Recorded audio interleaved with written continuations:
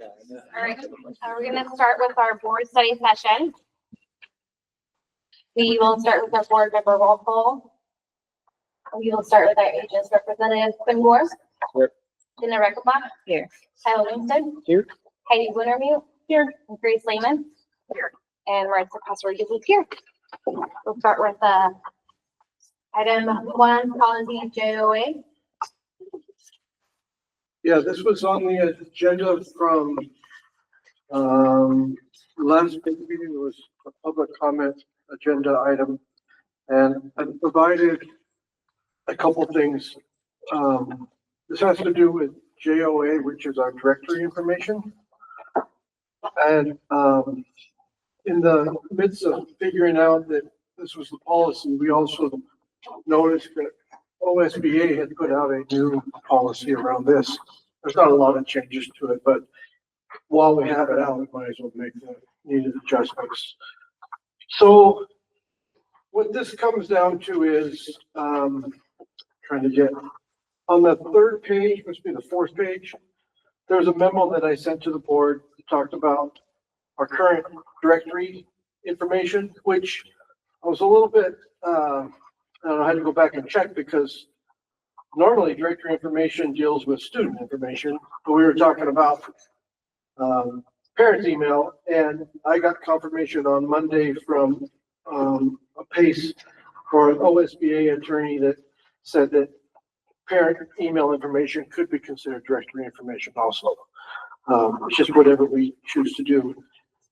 So the information on page 4, those first bulleted items, that is what is considered directory information now. And that means that that information may be released to the public through appropriate procedures. There's a few exclusions, like names and address of students will not be released for political purposes. The student's social security number or student ID number will not be considered directory information. And parent student emails are not currently included in this list. There's some legal information on the next page that PACE provided us. That talked about federal law around FERPA. The district does have the authority under federal and state law to allow the district to designate email addresses as directory information. We have to provide an annual notice, which we currently do already. The issue is, at this point, we do not release for pictures. We do not release parent email addresses to picture companies because they're not designated as directory information. The issues we have, we rely on either sending paper copies home, or we have to email information to parents for them to log in because we do have their email addresses. One of the problems that I have is, I take this very serious, that we give information out to parents or other companies that they have access to, could be private information for our parents. But I logged in as a parent into one company and noticed that they have right at the bottom of their page that they will use email addresses for marketing purposes. And it was pretty well hidden. So, a parent would have to go look for it. It's not there blinking at them. And so I would bet that the majority of the parents that logged in, like I did, their email address was going to be used for marketing and sold and that type of stuff. So, with that, the questions for board consideration: are there situations where providing additional directory information like email address to third parties with stipulations or safeguard would be benefit to the parents and or the district? Is what we do now, is the information currently released as directory information enough, and is there a need, or could the district release limited directory information with specific stipulations and safeguards in place? For example, like one of the things that I know one district does is that they'll release email addresses to a picture company, but then that picture company has to sign an affidavit stating how they're going to use that, and the district can put the limit on what they can use it. They can use it for picture purposes, but they can't give the email address out to anybody else. So, and that's not very common. So am I understanding that you could do that process without changing the policy? Could possibly. That I think so. Cause when they're not. I don't know, I guess it's the comfort level of the board. We're giving information out that's not considered directory information. It's really not defined then. Yeah. And so 10 years from now, I could be doing it, but there's no, Well, that's why it seems kind of weird to do that, but I guess I was looking at the option and I didn't know that that was how that would work. If we update the policy, it says on there, we have to provide it to all companies that want the addresses. the current, Because it would become directory information. So any company could request the addresses, not just picture people. email addresses. Mhm. That's correct. You could put stipulations in the directory information as to which, well, you could do it a couple of ways. Which companies would you like to have them restricted? Or you could say that at the superintendent's discretion, they could restrict it. So like for me, I would never give a bulk email addresses out to any company without some type of written statement and sign that said that they're going to use it for themselves and that's it. But I would have it somewhat written in the policy so that it's there for a while. The other thing the attorney this weekend said to me was, that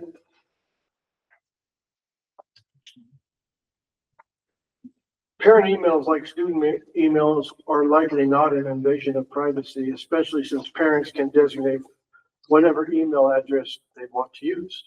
So they could use one for things like that, or they could use another private one for, and I don't do that, I have one email address, so. And then I gave you some scenarios on the next page as to potential directory information and releasing of email addresses. I will also say that at this point, I think we use 2, maybe 3 different picture companies, which makes it difficult. And I've already talked to administrators and said, we're going to go to one and one only. Because that way it's also, parents are getting inconsistent pictures right now. And I know if the board were to go and say, yeah, we'll put email addresses as directory information, but they need to sign a affidavit saying they won't use them for other reasons. I would make sure a company that we picked, they would agree to that. I know one company won't agree to that, but they really don't need us. So we talked about this about 5 years ago, didn't we? So we could put it on directory information, emails for photo purposes or for photo companies with a signed affidavit or something, like you could put something like that is what you're saying in the policy. You can put anything you like into the policy. My concern is if we do like the opt-out version, then does that opt out for any company that wants the email address, or can they check? I'm okay with pictures, but not, other things, or, or are we gonna send out an opt-out every time somebody wants the? Well, I don't know, how often does this happen? I'm only aware of Pictures? photography, maybe Jostens for graduation supplies as a senior. Yeah, it would happen more at the high school than it happened anywhere else. My concern with the opt-out, and I don't, it could happen, I'm not saying it's gonna happen, but that provides opportunity for human error. Because parent could call in or email, what happens if they get busy and they forgot they're gonna call, and then someone in the office doesn't do that. Can they do an opt-in instead? That's kind of I what would it think. is right now, right? Other than they don't get access to email addresses, which they really need. Or can you just do the opt-out as part of like, at the beginning of the year when we do, enroll Register? and register? And it's one of the questions for photos, would you That like? came up this weekend, and Marissa went to a session where they said that you could put the email address in the parent registration. Like They can check the box saying they do or do not want to use it, whatever it is. like it asks if you can use student pictures, like something like that in the registration packet. Can the or photo companies contact you. Yeah. Leave your email. That's an option also. Do you have, like, how much work is that for your, like, teams to, like, have an email that's, like, designated as these are the emails that are allowed versus not? I mean, I feel like that's, I have to ask them, they deal with it more than I do. I think it would be significant. I think it's significant not only in the amount of time, but also the risk of error. yeah. Because now if we have pictures of kids, every picture we have that we're gonna put on social media, we check, and sometimes we don't, we will send a picture to school, we'll say, check. Sometimes we wait back for a while, because it takes some time to check. And they're busy with other things too. I do want to be clear in my statement there, though, that I am a proponent of allowing this to happen for the ease of use. I think it's how business is done in 2025 with the stipulation that the board would say, this is why, and this is your window that you get to use that email address and then close it. Yeah. And it is more convenient for parents. I mean, I know my kids' friends and stuff, have like, where do we get the pictures? Where, sports pictures and things there. How did you get yours? And there is a lot of confusion. So it seems like if we just had some kind of opt out, but I don't know. That's what you're saying. If there was an opt out, it would be challenging. Be difficult.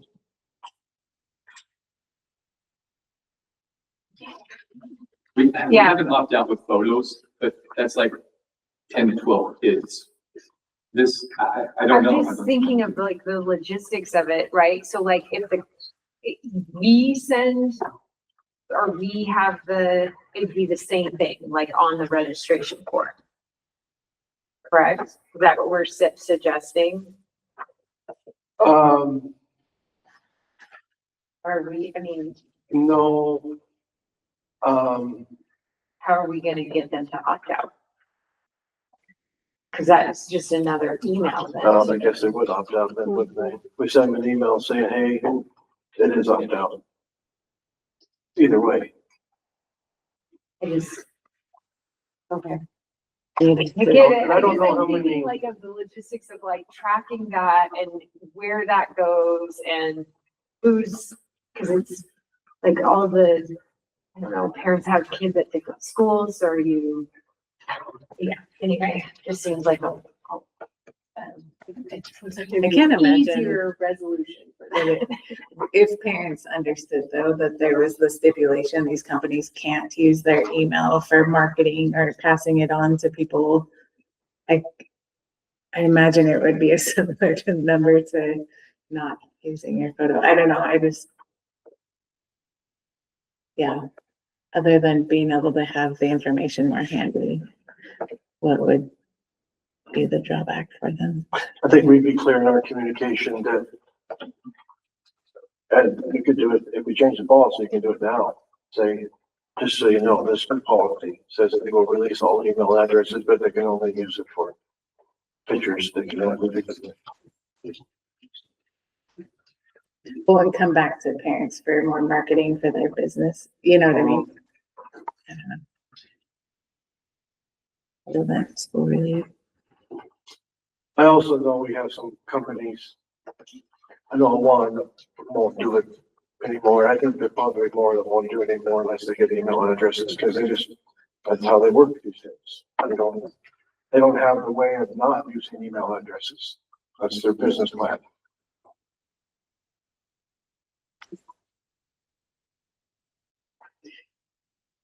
And it also takes the schools out of the middle of it, because right now, schools email parents saying, okay, here's pictures, and I think they feel like they're in the middle sometimes. And that seems like it'd be a little time intensive too, to be. I feel like if I got a email from a picture company, I wouldn't. I wouldn't look at it, yeah. All right. Could be Might make it spam. junk, yeah. Yeah, It might go to spam. yeah, I know. mine probably, I'm just saying, like, I don't even think though that I would think like, oh, where did they get that email address? Like, I get so much, You get so I much get spam. so much, anyway. I don't know. I think with the affidavit with it and helping parents know that they're not gonna be spammed by a bunch of stuff coming at them. And they can opt out. And then I guess if it became too much of a workload or something like that, we could know that and revisit or something, but I don't know. That's my own opinion. So you said, I didn't catch it all, you said, put it in a directory information with the caveat that they can affidavit, that they sign affidavit, they can only use it for that purpose. For photo companies, yeah. And just helping parents understand that their information's not, letting them know. And then if it became a big problem and we got feedback from the schools that it was really over, creating a large workload or something, then we could come back and revisit it or, I don't know. Would you want it specific to pictures or specific to anybody that asks for a bulk type? Ask, Like at your discretion, like you were saying. it's up to you guys.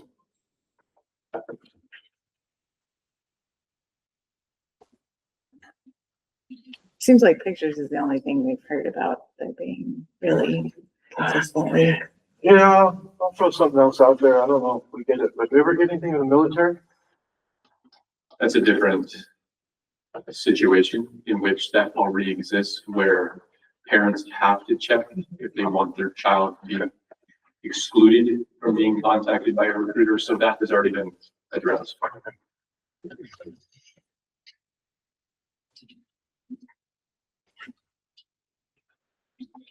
Other thoughts? I think I'm used to doing everything. I mean, as far as like the city goes, when the kids do sports, that's the only way we get pictures. It's just like, there's an email link, pretty much just, it's just the company sending like, hey, this is the link, go to it, look at your pictures, and then you go through them, get your pictures, whatever you want. I don't receive any spam or anything else from them besides just when the pictures come out, and that's pretty much it. So that's been my experience with parks and city.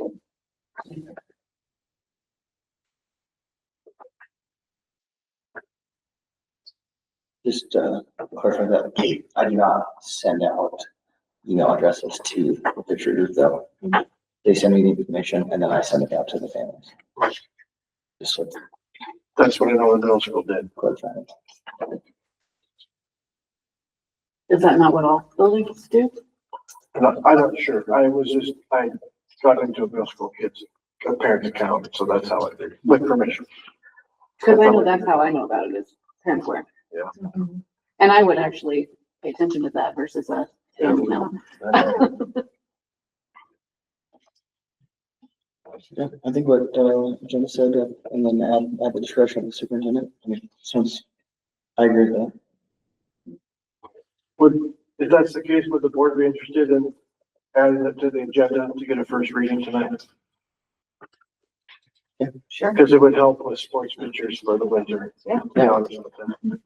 So at the beginning of the next meeting, we'll add it and then we'll add it and then we'll just spend a minute coming up with language that we can be comfortable with and then bring it back in December for a second reading. Okay. Carson, thank you. Okay, any comments? We'll move on to elementary school improvement goals. Yeah, so tonight, Astor and Bruce and Clark are presenting their school improvement goals, and then next month it's the middle school and high school. So I will let Kate go first for Astor. Next slide. That's us. Our first goal is 80% of kindergarten students will be able to read 31 letter sounds in 1 minute as measured by the Dibbles. Dibbles is a screener, it's like a literacy screener, at the end of the school year. And what that looks like is there'll be consonant, vowel, consonant, nonsense words like that or sut, whatever it is. And they can say sut, or they could say sut. Either way, yeah, you would get points for those letters. It's not like a sheet with random single letters in it. So when they come in and fall, they don't do well on that because a lot of them don't know the difference between a letter and a number. So they do a lot of growing in that time.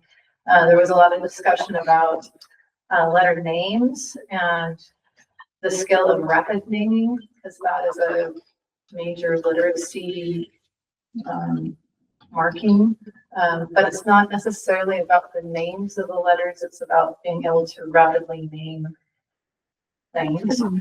So we're looking at other sounds here, and 84% of the students are at risk, which makes sense.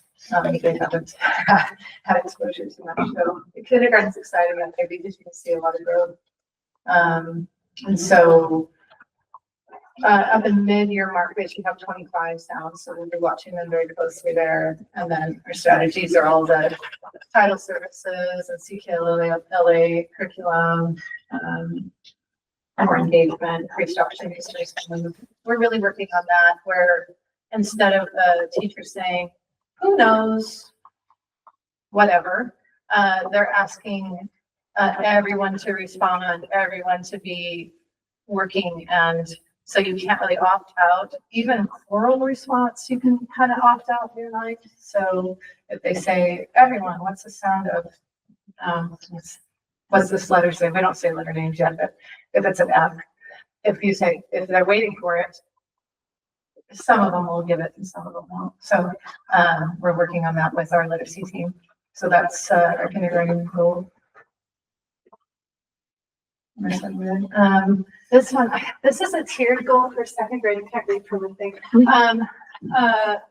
They're trying to make sure that the kids that were below increase more than a year, and then the kids that are higher at least stay a year above. So it's a reading goal.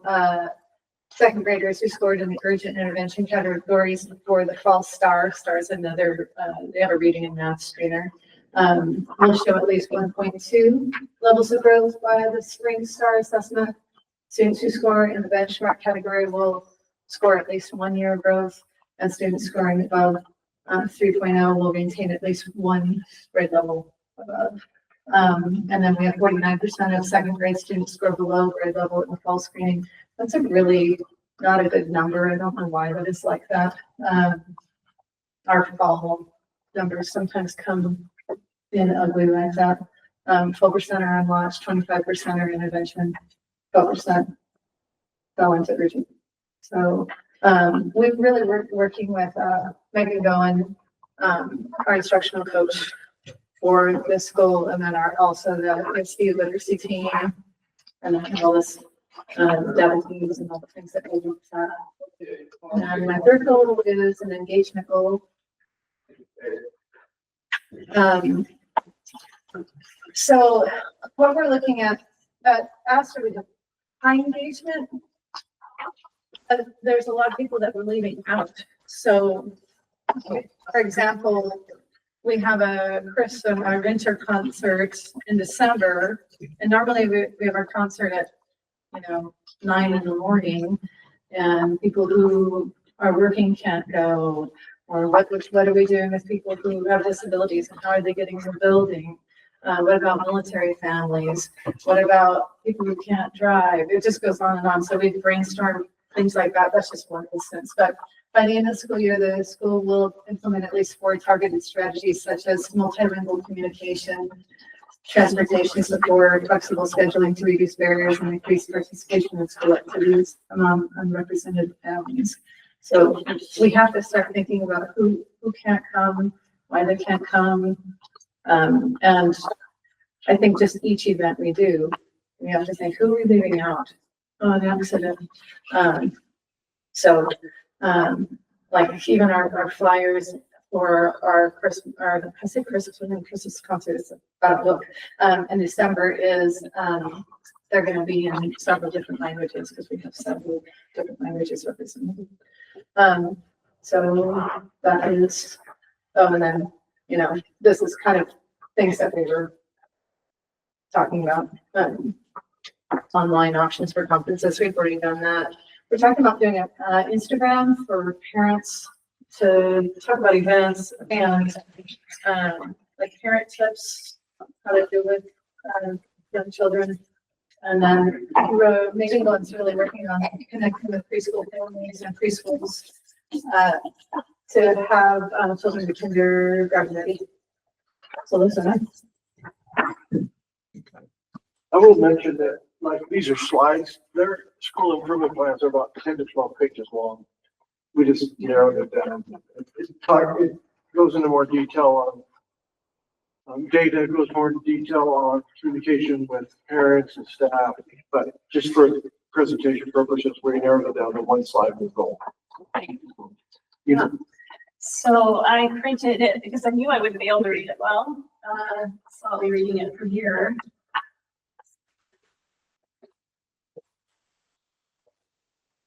So our goal one, instructional development, 80% of third graders not predictive of identity or demography will be on watch or on benchmark as shown by the STAR rating assessment at the end of the 25-26 school year.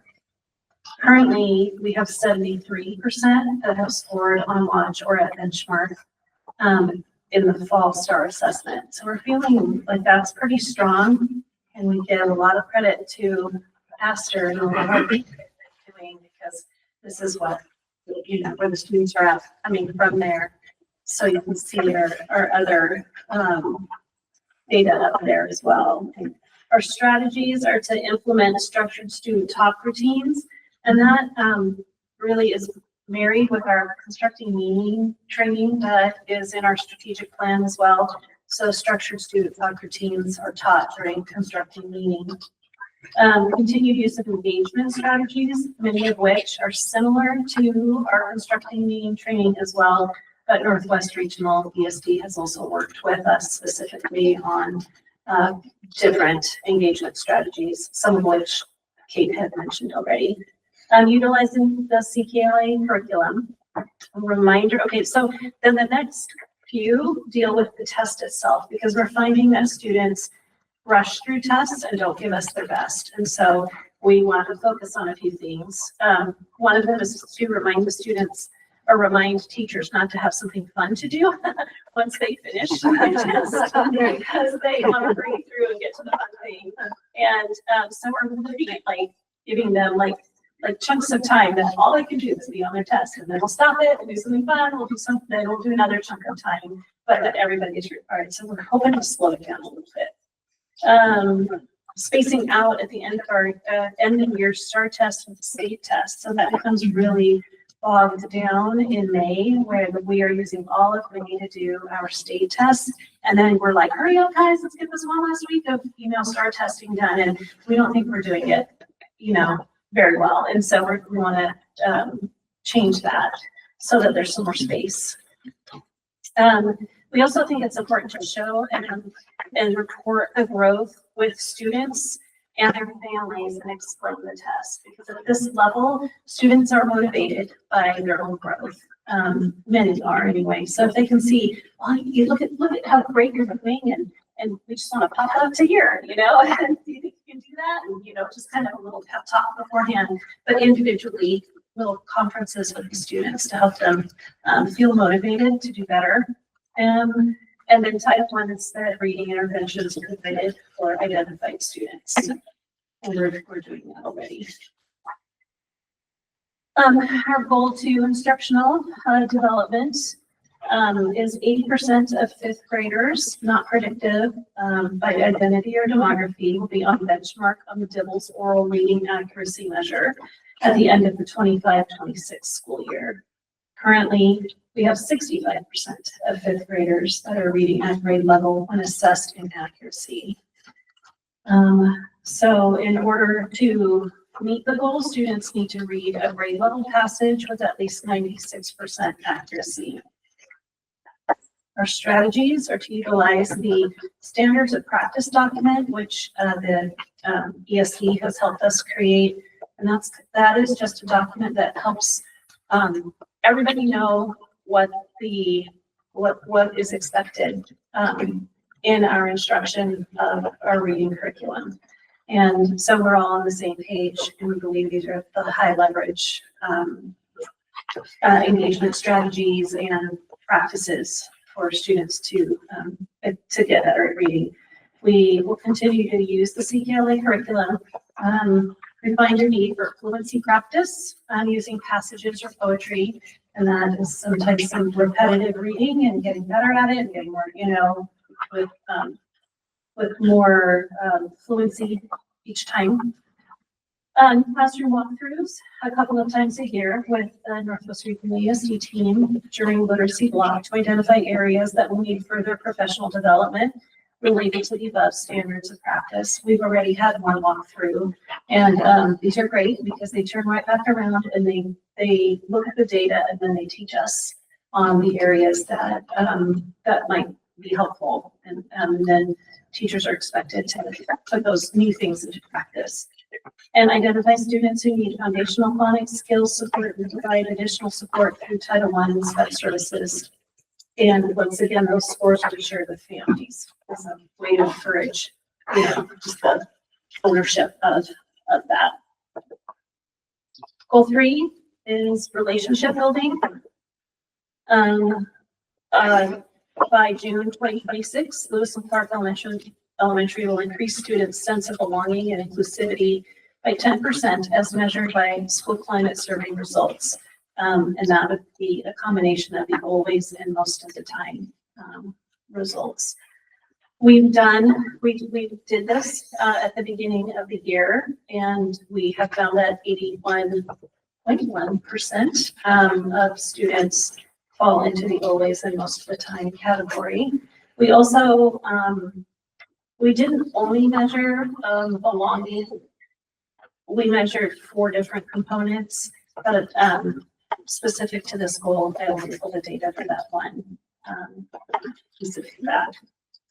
Our strategies are to collect and analyze survey data on belonging and inclusivity by October 25th, which we did, and again in May 2026 to measure the change.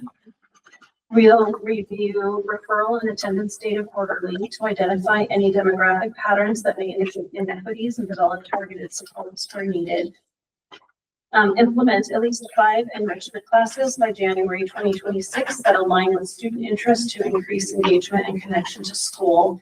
So what that is teachers will provide the opportunity for students to be a part of something that might interest them, like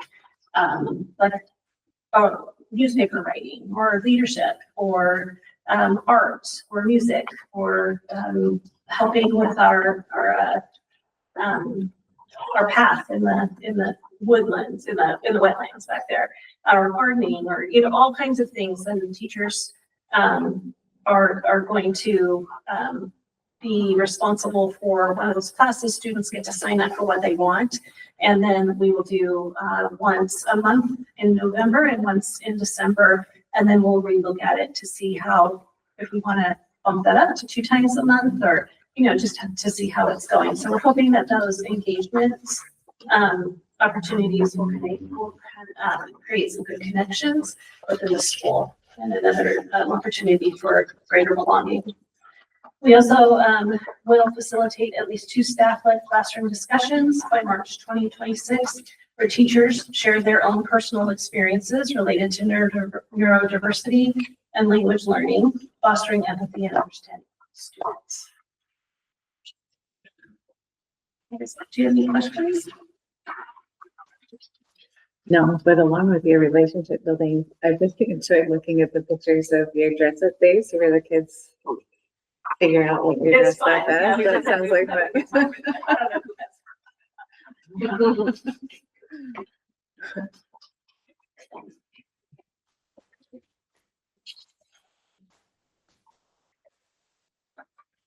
All right, we'll move on to the next item, program and budget information. Yeah, so for this month, we're looking at alternative ed program, our alternative ed program, instructional coaches, and counseling services. So on the first slide, it's, the alternative ed, and just a few attributes of it. Our alternative ed for high school is grades 9 through 12, and they are what is called the Astoria Choice Academy. It's not a separate school from the high school, so they're an extension of the high school, so it doesn't have its own separate high school. It graduates about 10 to 15 students a year. And I remind people that we didn't have that program, those 10 to 15 students wouldn't graduate, more than likely. Provides flexible, non-traditional setting to meet academic, social, and emotional needs of students who have struggled in a conventional school. We do have students who go both at the Astoria Choice Academy, but also go to the high school, a hybrid model. And it's nice to have the campuses so close together. The majority of their academic curriculum is online from classes they take there.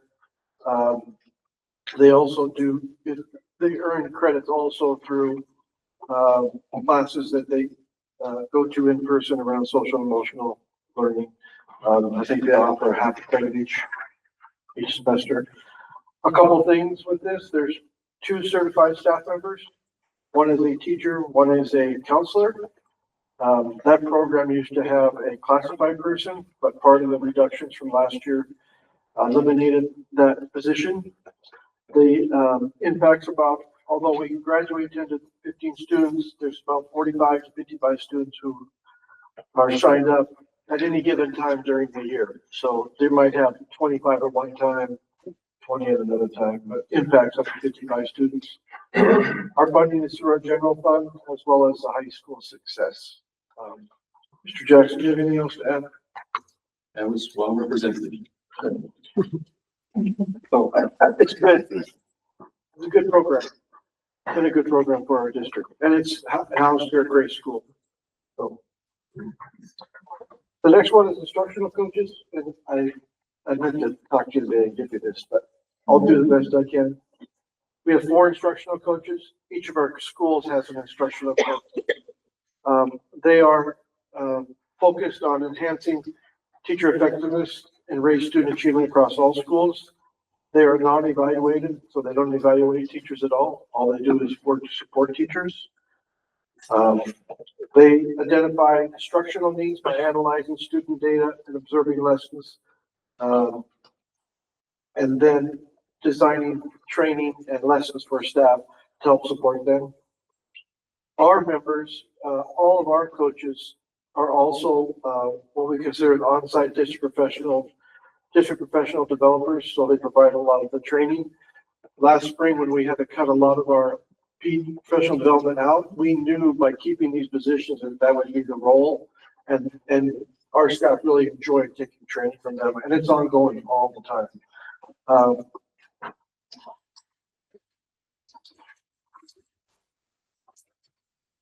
They also serve as mentors to our first, second, and third year teachers. And we have also, and they provide a lot, like I said, professional development on resources days. One of the areas in our strategic plan is instructional development. And one of the main drivers of our instruction is around constructive meaning. You want to talk a little bit about what their role is in that? Well, both of our secondary constructive meeting trainers are 2 instructional coaches. So Sarah and Jessica are in high school, but they're also our staff constructive meeting trainers. So We have groups, there's probably 15 or 20 teachers going through that this year. Every year there's a group of teachers going through. and what's so great about that is because they're trainers, they really know constructive meeting really well. And so they train the teachers and then they go back into the buildings and then they work with them in their classrooms and help them actually implement them in their own classrooms. And so we've seen a lot more of it happening in classrooms because they're there to help them actually implement it versus go to this training, learn it, and then never do it because so it's very much a continuous learning. impact is all of our students, 1,721 students. That might change next month. And, we pay for it out of the general fund, Student Success Act, as well as early literacy, which was a new grant we got 2 years ago, correct? So Are they all certified employees? all of them are certified employees, yes. Okay. The last one is counseling services, and, these are also paid out of the general fund, as well as the Student Success Act, as well as Measure 98, the high school success. Each of the elementaries plus the middle school have 2 counselors, and the high school has 3.5 based on the needs. One of the things that I know it came up last year during budget time was around social workers and things like that. One of the unique things about counselors is that you can go out and look for a counselor, you can look for a social worker, you can look for a child development specialist. It's a bigger web to find more people that do the same work that they do in schools. So, yeah, we do have one of the 3.5 counselors at the high school is a social worker. That's her degree, but she's considered a counselor within a school. We've had many people who have gotten many elementary counselors who have gotten their counseling degrees in other states, and we check them, but then they come to here and they almost make them go through the whole program over again. So we make them child development specialists, which is certified through the Oregon Department of Education. So, you'll notice there's 2 counselors at Astor, 1 counselor at Lewis and Clark, but also 1 behavior specialist. So when we figured this out, we sort of said you get 2. Based on what your biggest needs, you can have 2 counselors, you can have 1 counselor or behavior specialist, and that's what Lewis and Clark chose us to do. So, and in the middle school, they have 2 counselors. They deliver all these, I think, except for the high school, that they have other ways of doing it. They deliver core classroom lessons to all students around managing emotions, goal setting, those type of things. We have responsive services, offering short-term individual and small group counseling. I was looking at a survey that we just put out from parents who are courtesy enrolled, and a lot of parents mentioned the small group counseling that they get, and so that's good to hear. The third one there is help students select appropriate courses and explore post-secondary options. That's why they have a little bit more, and they also deal with scholarships. Our counselors are really, I think we feel very fortunate. We have really great counselors all over the district. So they do great work. And it's a big need that we have. Those have increased over time and well needed. So, any questions on any of those?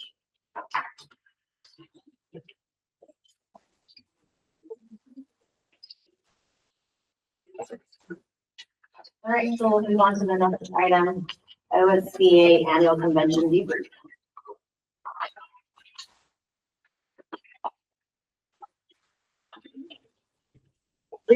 Go ahead. I think Marissa put in the packet information about each session, so it would help, you remember what you actually saw. Not that you need help remembering, but you never know. But I actually enjoyed the main speaker, and I'm glad he did, because I saw him for 2 days straight. He was very good. I thought it was way better the first day. He didn't. See, I wasn't that impressed, but I mean, he wasn't bad. Yeah, the pre-conference, it gave more context, and I think if that second day, if you hadn't been to the pre-conference, I would have been really like, it's not that great. But yeah, I mean, I thought last year's speakers were better. He was more personable in the pre-conference. He came back to the conference because we were sitting in the front row or back. We were in back row. That's I what. think part of that might have been, I turned on the volleyball game too. A little distracted. We were multitasking. So. Now, if you have some good thoughts on that first day, I thought, like, takeaways as far as, the idea of like the red light, yellow light, green light situation and trying to like be okay with. It's not my first choice, but I'm okay with it. The decision making. Versus it's no and yes. Anyway, that was interesting. Kind of coming together, it just, I mean, I don't know that he said it, but we have more in common than differences in finding where we come together and, like our core values. We had to do a lot of, menti. That was kind of a Surveys, cool app to use, you know? Yeah. Giving, wanting feedback in a fast way and seeing what everybody kind of gels on, you know, just the core of it, you know, there's a lot. And so working together, how to approach it in a positive way, not so polarized, but being able to hear people and what they're saying and being okay with that, you know, like we can have differences of opinions. The first day he did that multiple times too, and then he showed us what other groups had done, and like their words that they came up with. And it was like the same things, like across the board for the same questions. So it didn't matter if it was a school board or like a city council, like, but like those main words were all similar. It didn't matter if it was like Florida or Michigan or wherever. He showed like multiple ones. That was interesting. But anyway. And I feel like I can, anyway, yeah, my daughter broke her nose, so we spent the time getting her nose fixed. So I was waiting in there for a lot of it, so it's just kind of a bummer of timing. But there was the one, and there's a class I talked about a student, I should have written down what it's called, but like a student advisory committee to the superintendent. Might have been what it was called, but very similar, you know, we of our students and yeah, when Quinn at our last meeting shared about, you know, what you guys had come up with your leadership class and the things that you discussed, it was kind of along those ideas, but a committee that reported to the superintendent and then helped come up with the agenda for prepare board meetings and just kind of bringing that student voice of like what they see that they, you know, were wanting to focus on there from their perspective. So, but it was just, you know, organized in a little different way, but you know, it was good. I think my favorite part is always the students. And they had the mariachi band from the Woodburn School District. Little kids from like, what, they look like fourth grade up to like, you know, high schoolers. And they were amazing. Like that mariachi band, they sang, they danced, and they played all the instruments. And it was just like mind blowing. And they were just like on tune. And I love seeing that and let's see like how diverse and especially times going on right now. Just it was just amazing and that's what makes me happy. The speaker was okay. I think last year's was a little bit better, but he was fine. This wasn't as dynamic. He wasn't as, you know, I feel like to be a speaker sometimes you have to have like a lot of motivation and kind of like draw people in, and if you're not saying anything bad, just say maybe you need some coffee. I don't know. Maybe I need a coffee.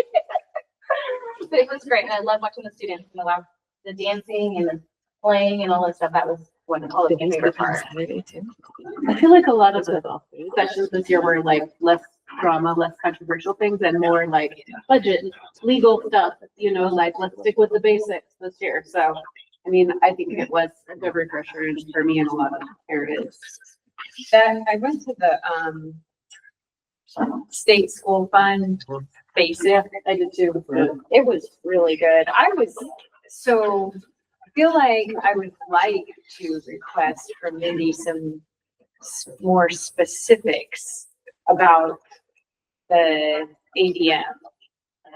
Because I did not know how they calculate like different, I mean, I took a screenshot of it, but like that different people are weighted differently. Bad, you know. Yeah. Yeah. The students in poverty, the students in foster care, or neglected. Anyway, that was really interesting. And then also I'm trying to see the other thing that got me was that they also increase your whatever allotment based on your, it makes sense, but like the length of time your teachers have been there. Teacher experience. Yeah, formula. teacher experience. Yeah. And I was like, so it promotes like retention of your teachers. And so anyway, that was interesting. We can show that. Yeah. And with explanations. Yeah. That teacher retention, you have to keep it, we have to keep an eye on. Yeah. And every fall when people move, if it drops, you lose some money on it. So, But the history of how they got there, and it was, Well, it's just, they did a good job of summarizing a very complicated thing. yeah. I felt like, yeah. we can explain the rates. And I'm sure they showed you the one sheet of paper. Did they show you one sheet, Mhm. that everything on it? Oh. Yeah. And we can, based on that sheet, we can build like a key for definition. So that's where we get the feds only funded at 11%. That's Right. the sheet it shows about. Right, yeah. Like, teen pregnancies is another one we get more. Yeah. Yeah. Yeah, I was interested because I saw that article, I think it was in the Oregonian about the guy that just saw that about how because the poverty, the way, I mean, it is, you can see that it's weighted and how they determine who is a student. Anyway, Like guys from that story. That person graduated from Astoria. really interesting. Yeah, I somehow put last name Helen, so, Oh, yeah, I don't know the relationship, but, interesting. Okay. yeah, Heidi said it. It's like, It was a person. Yeah, That's a good time. yeah, I read that article today too, and I was like, how does that work? Yeah. I mean, wait, you get, yeah, I didn't understand that you get more money or less, you know? Right. Well, I guess I knew, you know, we qualify for lunches and breakfasts, and yeah. so there is more money, I guess that way, but. The tricky part with that is they've done it a couple times and actually it's helped us, the last time with title, but they'll change how they figure the poverty level. Right, that was the, And sometimes it helps you, but sometimes it hurts you how they change it. And sometimes they get guidance from the feds on how to do that. So we helped us last time, I think we gave over $100,000 in entitlement, but we've had years before where we lost it.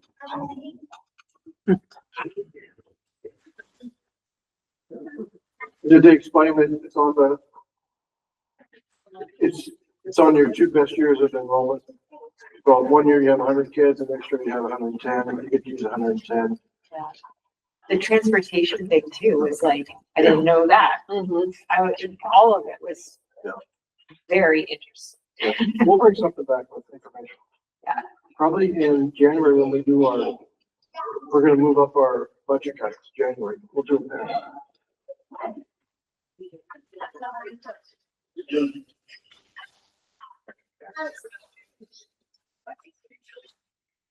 All right, if there's no further comments, we will adjourn this board study session and resume at 7 with our regular board meeting.